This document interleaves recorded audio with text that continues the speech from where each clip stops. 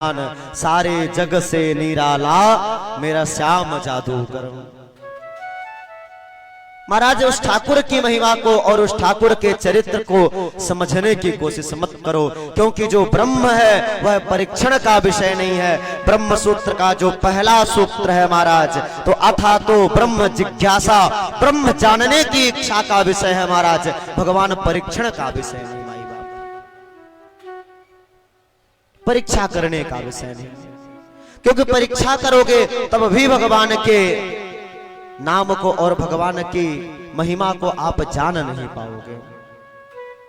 बस ऐसे समझो कि एक विशाल वृक्ष है और वृक्ष की एक पत्ती, एक टहनी को पकड़ करके हम लटक रहे हैं, और वृक्ष की जड़ को जानने की कोशिश मत करो। मानो महाराज जब सभी पदुम 18 पदुम बंदर जब महाराज छोटे छोटे पत्थर उठा करके राम राम लिखकर समुद्र में फेंका करते थे, और पत्थर जब ऊपर ही रहते थे महाराज, पत्थर नीचे नहीं जाते थे, तो राम जी को लगा कि चलो मैं भी लिख करके देखता हूं। तो राम जी ने एक पत्थर उठाया, सोचने लगे कि मेरे नाम से तो पत्थर भी पानी में तैरता रहता है, तो चलो मैं भी क्यों ना इस चीज का परीक्षण कर लूं। तो राम जी ने एक पत्थर उठाया और राम लिखा, और जैसे समुद्र में फेंका तो महाराज पत्थर नीचे चला गया।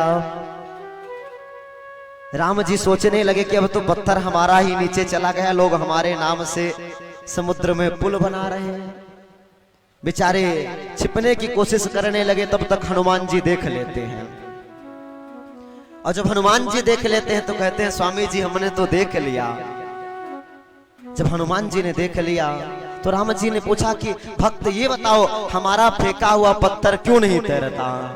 तो हनुमान जी ने कहा कि ठाकुर मेरे भगवान, जिसको आप फेंक दोगे वह कभी फिर तैरने वाला नहीं महाराज, वह तो फिर इतनी नीचे चला जाएगा कि जिसकी कोई कल्पना नहीं की जा सकती। तो जब ठाकुर जी फेंक देंगे महाराज तो फिर वह तो नमो नारायणाय हो जाएगा। तो ठाकुर जी की लीला महाराज समझने की कोशिश मत करो, केवल भगवान की भक्ति करो, क्योंकि महाराज भगवान की जो लीला है वो जानने की इच्छा का विषय है।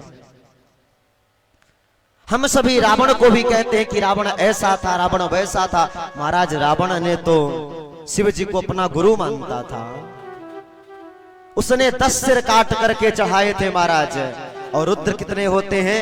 11 रुद्रेभ्यो नमः, 11 रुद्र होते हैं। तो 10 सिर चढ़ाया, एक रुद्र को नहीं चढ़ाया। और पंक्ति भेदो न कर्तव्य, महाराज पंक्ति का भेद कभी नहीं करना चाहिए। रावण ने 10 रुद्र के लिए सिर चढ़ाया, एक रुद्र के लिए नहीं चढ़ाया। और वही 11 रुद्र जो है तो शंकर सुवन केसरी नंदन, वही हनुमान जी के स्वरूप में उपस्थित होकर के लंका का तहस नहस करने का कार्य करते। और रावण भी शिव जी को अपना गुरु मानता था महाराज। शिव जी को कहा कि आप हमारे गुरु जी हैं, ठीक है महाराज। शिव जी के लिए तो महाराज शिव तांडव स्तोत्र का रचना कर दिया, और ऐसा दिव्य स्तोत्र बनाया महाराज कि जिसका आज अर्थ करना, जिसका आज अन्वय व्याख्या करना बड़े बड़े विद्वानों के बस की बात नहीं। जटाटवी गलज्ज्वल प्रवाह पावित स्थले गले बलम विलंबिताम भुजंग तुंग मालिकाम डमट डमट डमट डमन निनाद वड्डवर वयम चकार चंड तांडवम तनोतु नः शिवः शिव।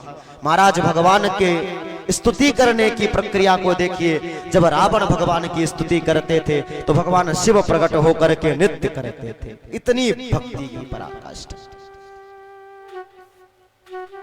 रावण भी छोटा मोटा नहीं था महाराज, ये तो सब कुछ जानता था, भगवान भी जानते थे, लेकिन जगत को संदेशा देना था कि आने वाले समय में ऐसा होगा। जैसा चलचित्र के माध्यम से, टीवियों के माध्यम से दिखाया जाता है कि सीता जी को रावण ने कंधे पर बैठा करके हरण करके ले गया, लेकिन ऐसा नहीं है माई बाप। और तो और